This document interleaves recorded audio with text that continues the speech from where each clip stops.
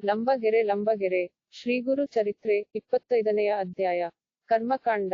ಹೇ ಯೋಗಿರಾಜ, ಸಿದ್ಧಮುನಿ, ಸದ್ಗುರುವು ಇಲ್ಲಿ ಅವತರಿಸಿದ್ದರೂ ಜ್ಞಾನಿಗಳಿಗೆ ಮಾತ್ರ ತನ್ನ ನಿಜ ರೂಪದಲ್ಲಿ ಕಾಣಿಸಿಕೊಳ್ಳುತ್ತಾನೆ.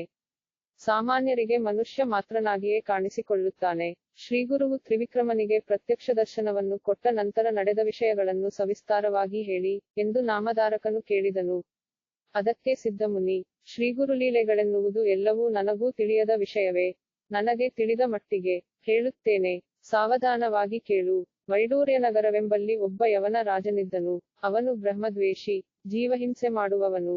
ವೇದಾರ್ಥಗಳನ್ನು ಹೇಳುವವರು ನನಗೆ ಅತ್ಯಂತ ಪ್ರೀತಿಪಾತ್ರರು ಎಂದು ಸದಾ ಹೇಳುತ್ತಿದ್ದ ಅವನು ಬ್ರಾಹ್ಮಣರನ್ನು ಬಲಾತ್ಕಾರವಾಗಿ ತನ್ನ ಬಳಿಗೆ ಕರೆಸಿ ಅವರು ಶ್ರುತಿಗಳನ್ನು ಅವನೆದುರಿಗೆ ಓದುವಂತೆ ಆಜ್ಞೆ ಮಾಡುತ್ತಿದ್ದನು. ವೇದ ಶಾಸ್ತ್ರಗಳನ್ನು ಬಲ್ಲವರು ಅವನ ಮುಂದೆ ವೇದಗಳನ್ನು ಓದಲಿಚ್ಛಿಸದೆ ತಾವು ಮಂದ ಬುದ್ಧಿಗಳು, ತಮಗೇನೂ ತಿಳಿಯದು ಎಂದು ಹೇಳುತ್ತಿದ್ದರು. ಆದರೆ ಧನದಾಸೆಯಿಂದ ಹಲವರು ಅವನ ಮುಂದೆ ವೇದ ಪಠಣ ಮಾಡುತ್ತಿದ್ದರು. ಆ ಯವನ ರಾಜ ಅಂತಹವರಿಂದ ಯಜ್ಞಕಾಂಡವನ್ನು ಓದಿಸಿ ಅದರ ಅರ್ಥವನ್ನು ಕೇಳಿ ತಿಳಿದುಕೊಂಡು, ಯಜ್ಞಯಾಗಾದಿಗಳನ್ನು ಮಾಡುವವರು ಪ್ರಾಣಿ ಹಿಂಸೆ ಮಾಡುತ್ತಾರೆ, ಮತ್ತೆ ನಮ್ಮನ್ನು ಏಕೆ ಪಶು ಹಿಂಸಕರೆಂದು ನಿಂದಿಸುತ್ತಾರೆ ಎಂದು ವೇದ ಶಾಸ್ತ್ರಗಳನ್ನು ಅವಹೇಳನ ಮಾಡುತ್ತಾ ತನ್ನೆದುರಿಗೆ ವೇದಗಳನ್ನು ಪಠಿಸಿದವರಿಗೆ ದನ ಕನಕಗಳನ್ನು ಕೊಟ್ಟು ಆದರಿಸುತ್ತಿದ್ದನು. ಒಂದು ದಿನ ವೇದಶಾಸ್ತ್ರ ನಿಪುಣರೆಂದು ಹೇಳಿಕೊಂಡ ಇಬ್ಬರು ಬ್ರಾಹ್ಮಣರು ಅವನ ಬಳಿಗೆ ಬಂದು ತಮ್ಮ ಪ್ರಶಂಸೆಯನ್ನು ತಾವೇ ಮಾಡಿಕೊಳ್ಳುತ್ತಾ, ನಾವು 3 ವೇದಗಳನ್ನು ಆಳವಾಗಿ ಅಭ್ಯಾಸ ಮಾಡಿದ್ದೇವೆ. ವೇದಶಾಸ್ತ್ರಗಳನ್ನು ಅರಿತವರಲ್ಲಿ ನಮ್ಮನ್ನು ಮೀರಿಸಿದವರಿಲ್ಲ. ವೇದ ವಾದಗಳಲ್ಲಿ ನಮ್ಮನ್ನು ಸೋಲಿಸಿದವರಿಲ್ಲ. ನಮ್ಮೊಡನೆ ವಾದ ಮಾಡಿಸೋತವರೆಲ್ಲರೂ ನಮಗೆ ಜಯಪತ್ರಗಳನ್ನು ನೀಡಿದ್ದಾರೆ. ನಿಮ್ಮ ದೇಶದಲ್ಲಿ ನಮ್ಮೊಡನೆ ವಾದ ಮಾಡುವ ಅರ್ಹತೆಯುಳ್ಳವರು ಯಾರಾದರೂ ಇದ್ದರೆ ಅವರೊಡನೆ ವಾದಕ್ಕೆ ಏರ್ಪಡಿಸು ಎಂದು ಅಹಂಕಾರದಿಂದ ತುಂಬಿ ಹೇಳಿದರು. ಅವರ ಮಾತಿನಿಂದ ಸಂತೋಷಗೊಂಡ ಆಯವನ ರಾಜ ಊರಿನಲ್ಲಿ ವೇದ ಶಾಸ್ತ್ರಗಳನ್ನು ತಿಳಿದವರೆಲ್ಲರೂ ಬರಬೇಕೆಂದು ಡಂಗುರ ಹೊಡೆಸಿದನು. ಅದರಂತೆ ಬಂದವರೆಲ್ಲರನ್ನೂ ಒಂದು ಕಡೆ ಸೇರಿಸಿ, ನಿಮ್ಮಲ್ಲಿ ಯಾರಾದರೂ ಈ ಇಬ್ಬರು ಬ್ರಾಹ್ಮಣರೊಡನೆ ವಾದ ಮಾಡಿ ಅವರನ್ನು ಸೋಲಿಸಿದರೆ ವಿಪುಲವಾದ ಧನವನ್ನು ಕೊಡುತ್ತೇನೆ ಎಂದು ಹೇಳಿದನು. ಅಲ್ಲಿ ಸೇರಿದ್ದ ಬ್ರಾಹ್ಮಣರು ಯಾರೂ ವಾದ ಮಾಡಲು ಇಚ್ಛಿಸದೆ, ಹೇ ರಾಜ, ನಮ್ಮಲ್ಲಿ ಯಾರಿಗೂ ಅಂತಹ ಯೋಗ್ಯತೆ ಇಲ್ಲ. ಇವರಿಬ್ಬರೂ ನಮಗಿಂತ ಶ್ರೇಷ್ಠರು. ಅವರಿಗೆ ಅದನ್ನು ತಿಳಿಸಿ ಅವರಿಗೆ ತಕ್ಕ ಸನ್ಮಾನವನ್ನು ಮಾಡು ಎಂದು ಹೇಳಿ ಆ ದ್ವಿಜರಿಗೆ ಜಯಪತ್ರವನ್ನು ಕೊಟ್ಟರು. ಆ ಯವನ ರಾಜ ಅವರನ್ನು ಆನೆಯ ಮೇಲೆ ಕೂಡಿಸಿ ವಾದ್ಯಘೋಷಗಳೊಡನೆ ಅವರನ್ನು ಊರಿನಲ್ಲಿ ಮೆರವಣಿಗೆ ಮಾಡಿಸಿದನು. ಆ ರಾಜ ಈ ಊರಿನಲ್ಲಿರುವ ಬ್ರಾಹ್ಮಣರೆಲ್ಲರಿಗೂ ಇವರು ರಾಜರು, ಇವರಿಗೆ ನಾನು ರಾಜ ಎಂದು ಊರಿನಲ್ಲಿ ಪ್ರಕಟಿಸಿದನು. ಅದರಿಂದ ಇನ್ನಷ್ಟು ಮತ್ತರಾದ ಆ ಬ್ರಾಹ್ಮಣರಿಬ್ಬರೂ ಊರಿನಲ್ಲಿದ್ದ ಮಿಕ್ಕ ಬ್ರಾಹ್ಮಣರೆಲ್ಲರನ್ನೂ ಅವಹೇಳನ ಮಾಡುತ್ತಾ ತಾವೇ ಆ ಊರಿನ ರಾಜರೋ ಎಂಬಂತೆ ವರ್ತಿಸುತ್ತಿದ್ದರು. ಹಾಗೆ ಮದಿಸಿದ ಆನೆಗಳಂತೆ ವರ್ತಿಸುತ್ತಿದ್ದ ಅವರಿಬ್ಬರೂ ಒಂದು ದಿನ ರಾಜನಿಗೆ, ಇಲ್ಲಿ ನಮ್ಮೊಡನೆ ವಾದಿಸುವವರು ಯಾರೂ ಕಾಣುವುದಿಲ್ಲ. ನಾವೇನೆಂದು ಎಲ್ಲ ಕಡೆಯೂ ಪ್ರಖ್ಯಾತವಾಗಿದೆ. ನೀವು ಅನುಮತಿಸಿದರೆ ನಾವು ಇತರ ರಾಜ್ಯಗಳಲ್ಲಿ ಪಯಣಿಸುತ್ತಾ ಅಲ್ಲಿನವರೊಡನೆ ವಾದ ಮಾಡಿ ಅವರನ್ನು ಸೋಲಿಸಿ ಜಯಪತ್ರಗಳನ್ನು ತರುತ್ತೇವೆ ಎಂದು ಹೇಳಿದರು. ಅವರ ಮಾತಿನಿಂದ ಸಂತಸಗೊಂಡ ರಾಜ, ಹಾಗೇ ಆಗಲಿ, ನಿಮ್ಮಿಚ್ಛೆಯಂತೆ ಹೋಗಿ ಜಯಪತ್ರಗಳನ್ನು ತನ್ನಿ ಎಂದು ಹೇಳಿ ಅವರನ್ನು ಆನೆಯ ಅಂಬಾರಿಯಲ್ಲಿ ಕೂಡಿಸಿ ಕಳುಹಿಸಿದನು. ಅವರು ಹಾಗೆ ಊರಿಂದೂರಿಗೆ ತಮ್ಮೊಡನೆ ವಾದ ಮಾಡುವವರನ್ನು ಹುಡುಕುತ್ತಾ ಹೊರಟು ದಕ್ಷಿಣದಲ್ಲಿರುವ ಕುಮಸಿ ಎಂಬ ಊರನ್ನು ಸೇರಿದರು. ಅಲ್ಲಿ ತ್ರಿವಿಕ್ರಮನೆಂಬ ವೇದ ಶಾಸ್ತ್ರಗಳನ್ನು ಅರಿತವನೊಬ್ಬನಿದ್ದಾನೆಂದು ಅವರಿಗೆ ತಿಳಿದುಬಂತು.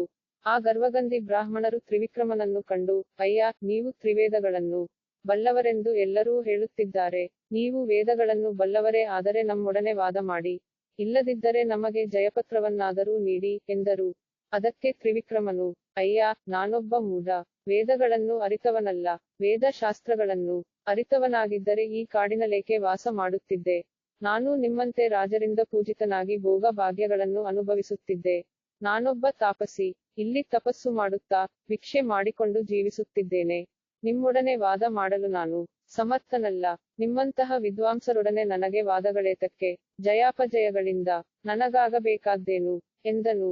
ಆದರೆ ಆ ಅಹಂಕಾರಿಗಳು ಅವನ ಮಾತಿಗೆ ಇಂಬು ಕೊಡದೆ ದೇಶಗಳನ್ನೆಲ್ಲ ಸುತ್ತಾಡಿದರೂ ನಮ್ಮೊಡನೆ ವಾದ ಮಾಡುವವರು ಒಬ್ಬರೂ ಸಿಕ್ಕಲಿಲ್ಲ.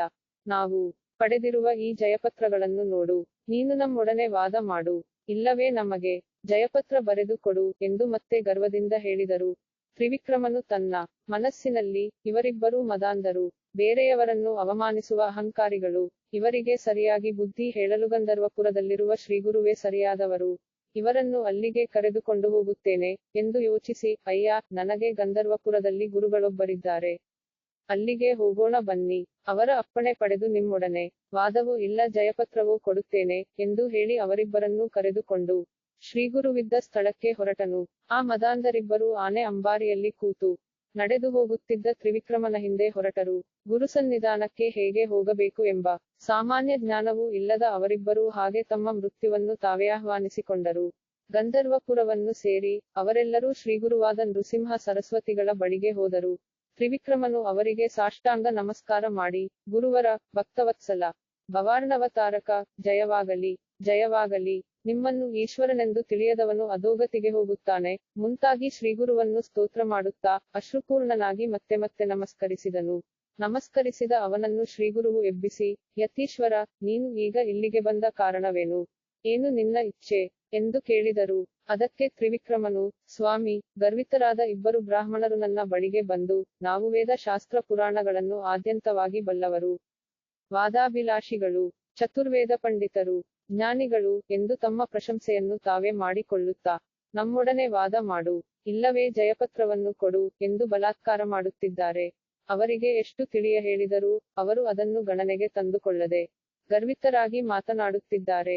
ಅವರಿಗೆ ನಾನು, ನಮ್ಮ ಗುರುಗಳ ಬಳಿಗೆ ಹೋಗೋಣ, ಅವರು ಅಪ್ಪಣೆ ಕೊಟ್ಟಂತೆ ನಾನು ಮಾಡುತ್ತೇನೆ, ಎಂದು ಹೇಳಿ ಅವರನ್ನು ಇಲ್ಲಿಗೆ ಕರೆತಂದಿದ್ದೇನೆ, ಎಂದು ಹೇಳಿದನು.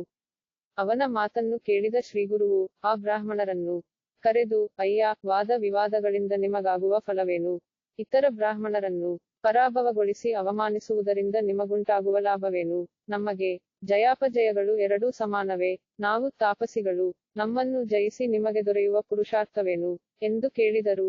ಅದಕ್ಕೆ ಆ ಬ್ರಾಹ್ಮಣರು, ಅಯ್ಯ ಸನ್ಯಾಸಿ, ನಾವು ದೇಶ ದೇಶಗಳನ್ನು ಸುತ್ತುತ್ತಾ ವಾದಗಳನ್ನು ಮಾಡುತ್ತಾ ಬರುತ್ತಿದ್ದೇವೆ. ಇದುವರೆಗೂ ನಮ್ಮನ್ನು ಜಯಿಸಿದವರು ಒಬ್ಬರೂ ಇಲ್ಲ. ವಾದ ಮಾಡದವರು ನಮಗೆ ಜಯಪತ್ರಗಳನ್ನು ನೀಡಿದ್ದಾರೆ. ಹಾಗೆ ಇವನೂ ಕೂಡ ನಮಗೆ ಜಯಪತ್ರವನ್ನು ಕೊಡದೆ ನಮ್ಮನ್ನು ಇಲ್ಲಿಗೇಕೆ ಕರೆತಂದ? ನಾವು ಚತುರ್ವೇದ ಪಾರಂಗತರು.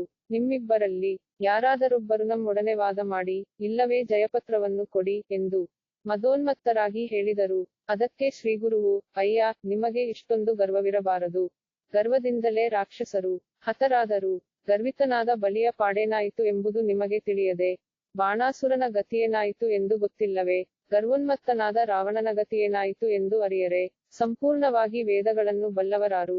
ಬ್ರಹ್ಮಾದಿಗಳಿಗೆ ಈಗಲೂ ವೇದಗಳು ಏನು ಎನ್ನುವುದು ತಿಳಿಯದು. ವೇದಗಳು ಅನಂತವಾದವು, ಅದನ್ನು ಆದ್ಯಂತವಾಗಿ ಬಲ್ಲವರು ಯಾರೂ ಇಲ್ಲ.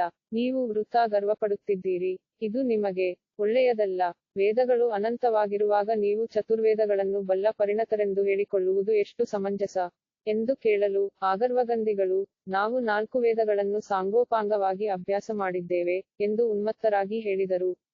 ಆಗ ಶ್ರೀಗುರುವು ಅವರಿಗೆ ಚತುರ್ವೇದಗಳ ವಿಸ್ತಾರವನ್ನು ತಿಳಿಯ ಹೇಳಿದರು. ಇಲ್ಲಿಗೆ 25ನೆಯ ಅಧ್ಯಾಯ ಮುಗಿಯಿತು.